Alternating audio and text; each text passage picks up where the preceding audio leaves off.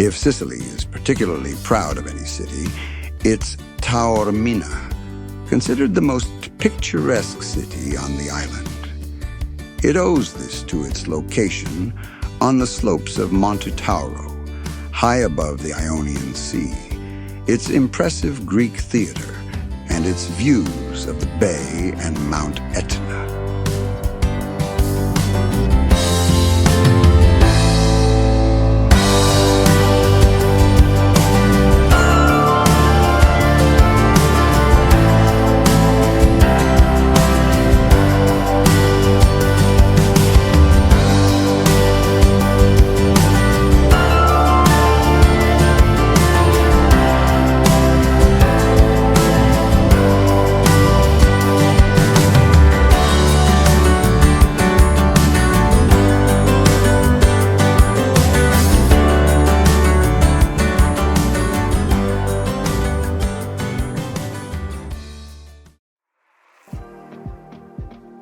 Taormina is picturesquely situated on the slopes of Monte Tauro with an elevation of around 250 meters. The historic center at the top is reached by winding main streets and a cable car. Taormina has been a popular resort since the 19th century, despite the fact that due to its location, it does not have its own beach. Visitors have to travel to the nearby area. Yes, Remy. There are approximately 11,000 inhabitants here, but especially in the summer months, thousands of tourists come to visit. The nice thing is that the number of visitors does not detract from the city's genia loci. Moreover, just wander into the side streets and you will feel an incredible peace and tranquility. Taormina has preserved the charm of a medieval town, and its numerous luxurious gardens add elegance.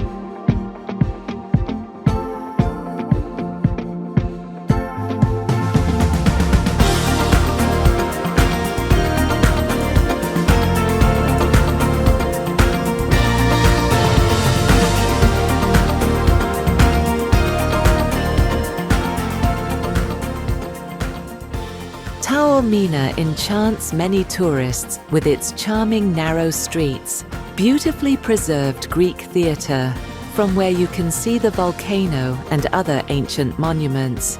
But it can also boast beautiful beaches nearby, on the rugged photogenic coast. Taormina's history is rich and very long.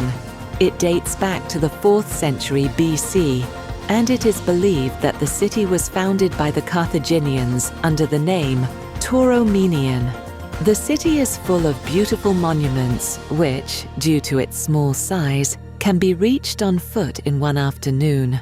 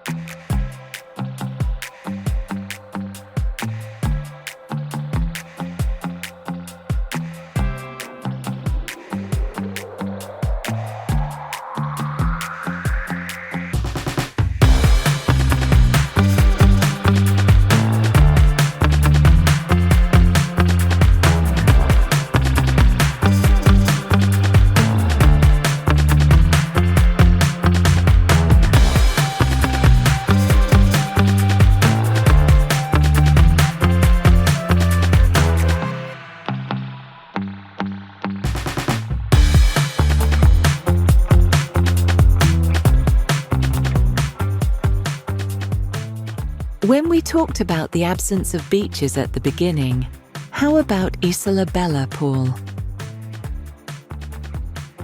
You are, of course, right, Rennie. Isola Bella is a picturesque island located not far from the city of Taormina, on the east coast of Sicily. The island is known for its beautiful nature, beautiful beaches, and rich flora and fauna. Its name can be loosely translated as Beautiful Island. Isola Bella is connected to Taormina's narrow, sandy, and pebble isthmus, which is formed at low tide. This isthmus allows visitors to walk to the island during low tide. However, during high tide, the island is surrounded by the sea. The island also has a garden with exotic plants and flowers, which was created in the 19th century. Visitors can walk through these gardens and enjoy beautiful views of the sea and the surrounding landscape.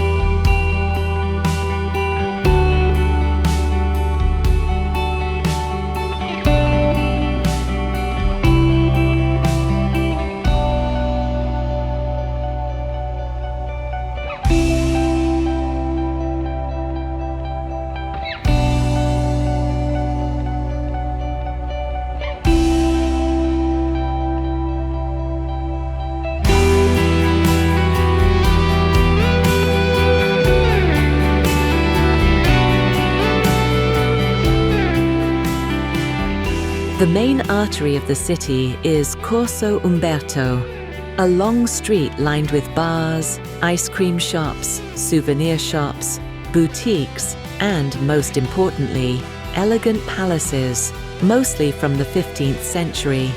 Especially in the summer months, it becomes a lively center of events until late in the evening.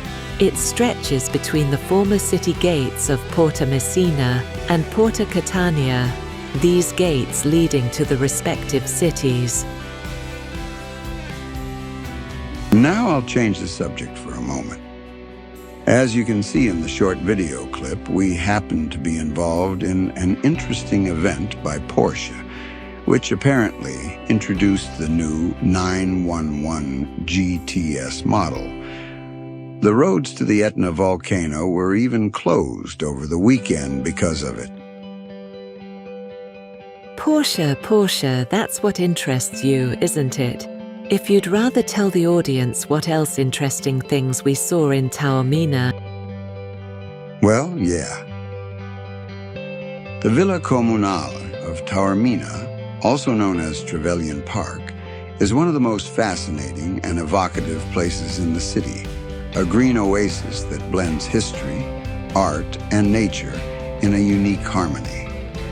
Located in the heart of the historic center, it offers visitors a peaceful, refreshing retreat with breathtaking views stretching from the smoking Mount Etna to the crystal-clear waters of the Bay of Naxos.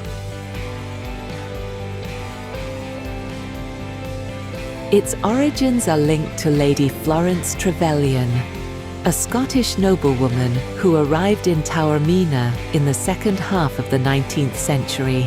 A cultured woman with a passion for botany, she created this garden as a place of experimentation and contemplation.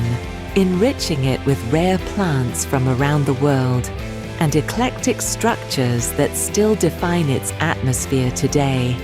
After her death, the park was handed over to the municipality of Taormina, which opened it to the public, preserving the charm of a place that seems suspended in time.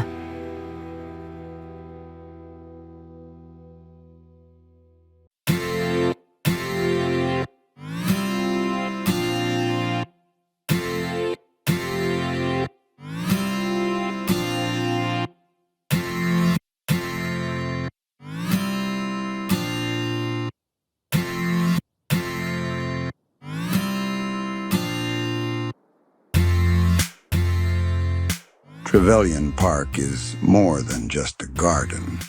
It's a true journey through history and the aesthetic sensibility of a woman who brought together culture and nature, leaving Taormina a treasure that still enchants visitors from around the world.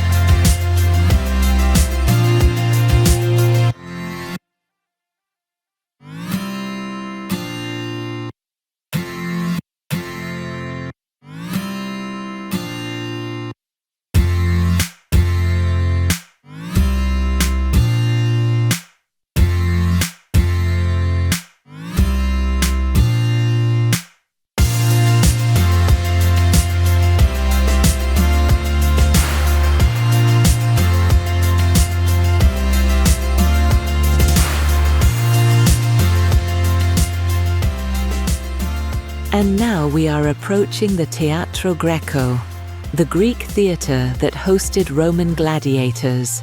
This ancient Greek theatre is the most important monument of Taormina. It was built in the open air in the 3rd century BC and impresses with its preservation and, above all, its location. It is built in a typically Greek way, taking advantage of natural conditions. So it is located on a steep slope that offers a view of the city center, the sparkling surface of the Ionian Sea, and the Etna volcano in the background.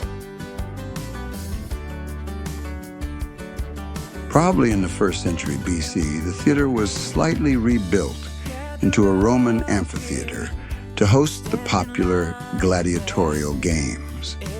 Its capacity was also increased to almost 20,000 seats for spectators. At that time, the building was the 2nd largest of its type in Sicily, after the one in Syracuse. With the ban on gladiatorial games and the collapse of the Roman Empire, the theater began to fall into disrepair, only to be saved by repairs carried out from the mid-18th century onwards. Bye-bye and nice days. Well, yeah.